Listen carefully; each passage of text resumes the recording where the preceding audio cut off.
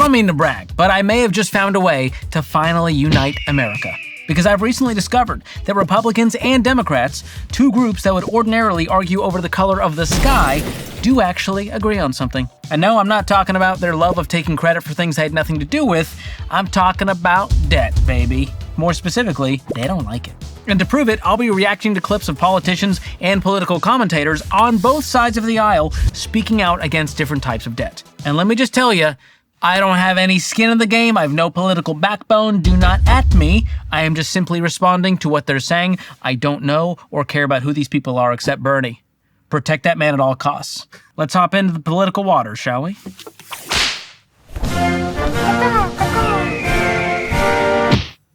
I mean, what's your profit margin, Ms. Kirkpatrick? It's circa 50%. Mr. Sheedy?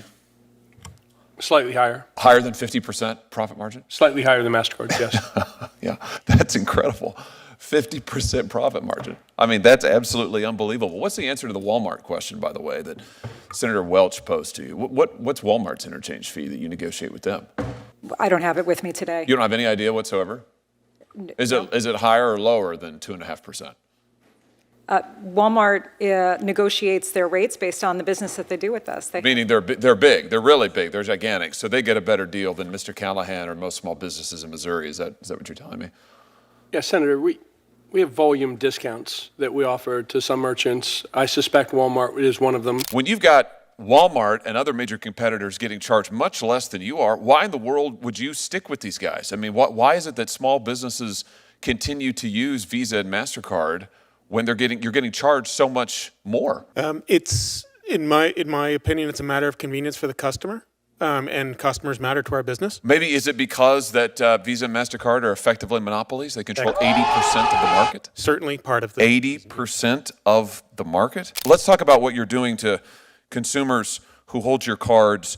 Last year, as I understand it, there were 726 million Visa and MasterCard credit cards issued in the United States. Wow. That's about 2 for every 1 person in the United States of America. Do either of you know how much debt is owed on your networks, Ms. Kirkpatrick? It's $1.17 trillion. Got him. $1.17 trillion is what consumers now owe on your credit card networks. Do either of you know what the average interest rate is on your networks? Forbes magazine just estimated last week that the average credit card APR in your networks is 28.75%. Average. 29%, let's call it. 29%. It's nearly doubled in the last 4 years. That right there was Republican Senator Josh Hawley from November 2024 grilling Visa, MasterCard, and others over how much they're screwing over American consumers. Now, he mentioned that the average APR across their networks is about 29%. What we're seeing is still 22% current average credit card interest rate. We're now over $1.2 trillion in credit card debt as a nation, just amongst the consumers, which is very scary. And I think we can all agree part of it is making sure we're not getting screwed by the major corporations out there, the monopolies out there. Because when you make any purchase, you're paying that transaction fee. The businesses aren't just going to eat that, they're going to pass it on to you in the form of higher prices. And the fact that every business in America has to raise their prices 3.5% to make up for that interchange fee is insane. It is straight up highway robbery. So good on you, Senator. Keep up the good fight. Next up, let's head to Bernard. The medical debt crisis in America has become so horrific that about 1 out of every 4 cancer patients in America either declared bankruptcy or lost their homes to eviction or foreclosure as a result of medical debt in 2022. Not enough that you're dealing with cancer. 1 out of 4 either declare bankruptcy or lose their homes. Now, how outrageous and disgraceful is that? Further, 42% of cancer patients in our country have been forced to deplete their entire life savings within 2 years of their diagnosis. And it's not just cancer patients who are struggling financially with medical debt and the high cost of health care. In 2018, 8 million Americans slipped out of the middle class and into poverty due to medical expenses. Again, punished financially for what crime? That you're diagnosed with cancer? That should not be happening. Man, you gotta love the way Bernie puts it. Agree or disagree with his solutions, he has a lot of empathy for the problem. And this problem at hand is that medical debt is crippling so many people. As of 2022, around 41% of adults in the US had medical debt. And historically, one of the most common causes of bankruptcy is medical debt, which is frightening. And the solution here is obviously to have good health insurance that covers you. And a lot of people go without coverage, or they have coverage that doesn't quite cover it, which puts them into medical debt. And especially people who are dealing with things like cancer, they shouldn't be having to think about paying the bills, getting evicted, going into poverty, all because they were diagnosed with this condition. So it's a really sad state of how healthcare is handled in America. We have a long way to go. But the solution, if you're watching this, make sure you have health insurance. Regardless of how expensive it is, find a way to pay for it. Get a high deductible plan if you can that has a health savings account attached. That's going to help keep that premium low, and you're taking on a little bit more risk with a higher deductible, but it's a great bargain for a lot of families out there who are worried about the cost of premiums. And of course, it's going to be cheaper if you get it through your employer, but even if you can't, go check out a place like Health Trust Financial. I'll drop a link in the description if you want to make sure you have the best coverage at the best price. This is a serious issue, and Bernie has it right on this one. Today's money is gone, so Congress is spending tomorrow's money. The spending chart is a red line of red ink that goes on forever. When we talk about spending tomorrow's money, it's not just the money that we need next month, it's the money we might need in a decade. It's the money we will need in 1, 2, 3 generations from now. For national defense, for infrastructure. This is the money that your children and your grandchildren will pay back with interest. That right there was the junior senator from Kentucky, Rand Paul. And this video is from December of 2020, and let it be known, whether you like him or not, he voted against the big beautiful bill. He was one of 3 Republicans who said this: "In deciding on whether to vote for the big not so beautiful bill, I ask a very specific question. Will the deficit be more or less next year?" He went on to say, even using the math, even using the formulas that the supporters of the bill like, the deficit will grow by $270 billion next year. That doesn't sound at all conservative to me, and that's why I'm a no. End quote. Listen, you gotta respect that. The guy has his principles, he has his values, and he means it, to where he voted against a bill that could very well hurt his future political career. And here's what I mean by this.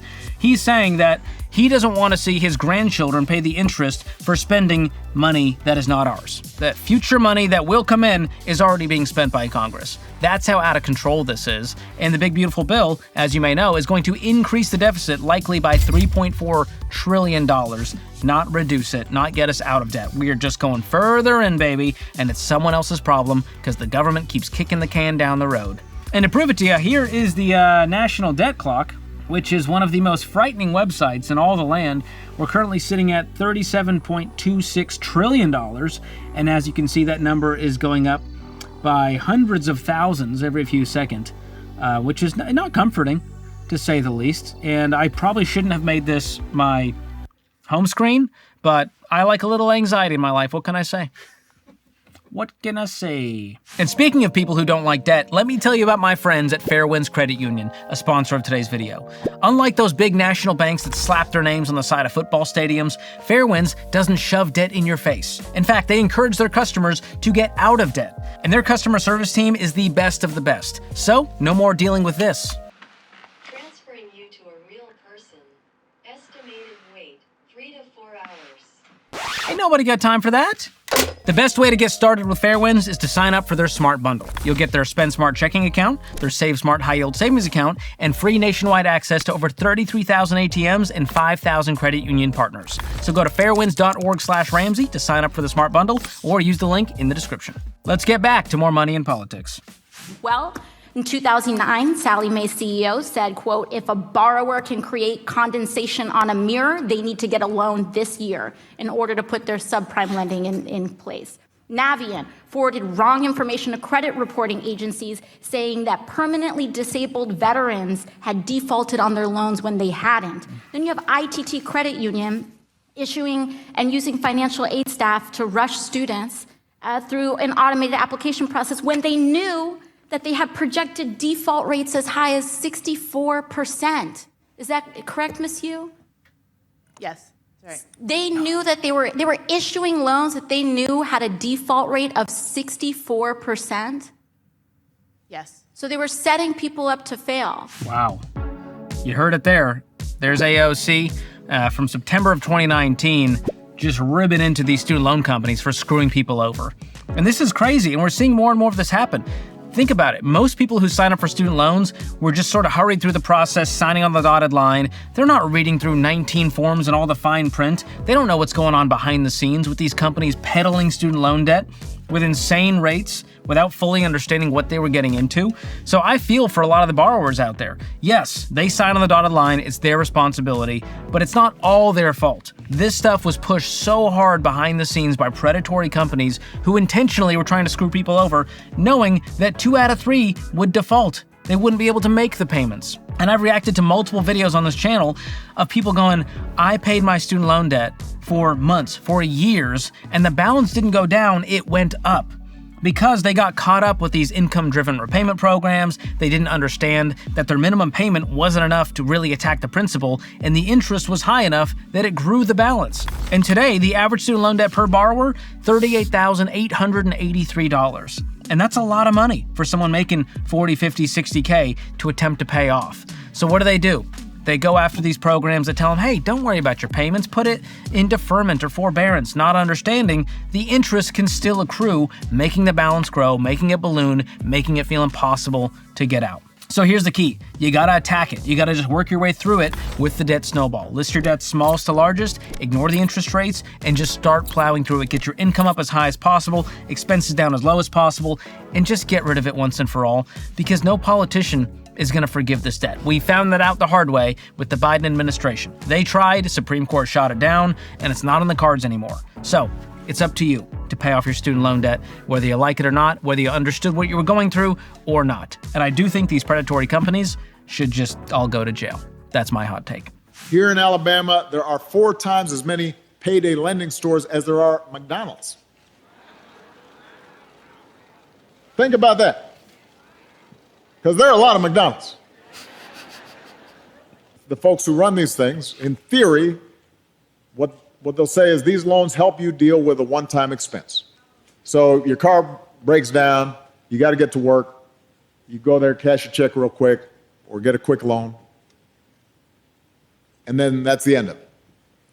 In reality, most payday loans aren't taken out for one-time expenses. They're taken out to pay for previous loans. Obama is spot on there. This is from March of 2015, so it's 10 years ago, and this is still a major, major problem. And I recently was on my friend Ken Coleman's show, Front Row Seat, and he asked me this question: if you could remove any financial practice or institution, what should it be? And I said, payday lenders. They are the most predatory in all of the financial industry, and I said they should also be in jail. So I think Sallie Mae and payday lenders, those old title loan places that used to be Pizza Huts, we should revert them back to Pizza Huts and put the title loan people in jail. Bring back Pizza Huts. That was good architecture, can I say? And Obama's right. A lot of them get stuck in these cycles where they take out a little bit and then they have to take out another one to pay back the other one, because it's not uncommon for interest rates to equal 300 or 400%, which is insane. If there was a big sign that said 400% APR on loans, come on in, nobody would show up. But this is all hidden in the fine print, and people are desperate, especially in low-income communities where they feel like they don't have any other option. So they walk into these places and get stuck in a cycle of debt. And it may not be a lot of money, but it can balloon and balloon and drag and drag. And I stand by this, and Obama is spot on. All right, so we covered a lot of American politics as it relates to money, but I want to see what's going on across the pond. So let's check in on the UK, see how they're doing. They have no questions to put to you. Are you saying they're abdicating their duty to scrutinise me? Are you saying they haven't the guts to put questions to me? Great supine protoplasmic invertebrate jellies. Okay, gonna go ahead and Brexit out of that one real quick. That was former UK Prime Minister Boris Johnson, and what makes this better is this headline from Real Clear World. Boris Johnson proves he is the master of jelly-based insults. So kids, if you ever think, who am I gonna be when I grow up? You could be the master of jelly-based insults if you play your cards right. Okay, that's enough politics for today, but if you're not ready for the civic celebration to end, I've got good news for you. I recently made this video breaking down the ways that President Trump's big beautiful bill will affect your wallet. So click here to watch it up next or use the link in the description. That's it for today. Be sure to like, subscribe, and leave a comment letting me know who you think I voted for in the 2024 election. No matter who you think it is, you're wrong. Thanks for watching. We'll see you next time. Because I voted for your mom.